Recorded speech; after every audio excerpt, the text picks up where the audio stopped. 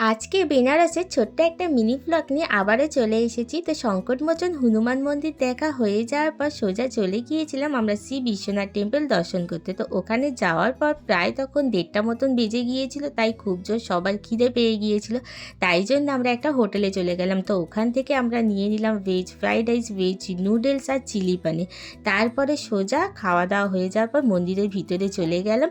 ওখানে যাওয়ার পর মন্দিরটা ছিল অসাধারণ, ভিতর থেকে মন্দিরটা দেখতে আরও সুন্দর লাগছিল। তো মন্দিরের ভিতরে কোনো ভিডিও বা পিকচার তোলা বারণ ছিল বলে তাই কিছু করতে পারিনি। তারপরে ওখান থেকে সোজা চলে গেলাম রামনগর ফোর্ট।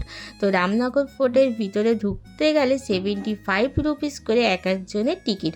মিউজিয়ামের ভিতরে কোনো পিকচার বা ভিডিও করা অ্যালাউ নেই, যদি করা হয় তার জন্য 500 কিন্তু ফাইন দিতে হবে। মিউজিয়ামের ভিতরে পুরনো অনেক গাড়ি থেকে শুরু করে বন্দুক, তরোয়াল, ছুরি আরও অনেক কিছু ছিল। তোমরা যদি বেনারসে যাও অবশ্যই এই মিউজিয়ামটা ঘুরে দেখো। তারপর মিউজিয়ামের বাইরে এসে একটা লাচ্ছি কিনে নিলাম, লাচ্ছিটা অসাধারণ খেতে ছিল। আজকের মিনি ব্লগটা এই পর্যন্ত, টাটা।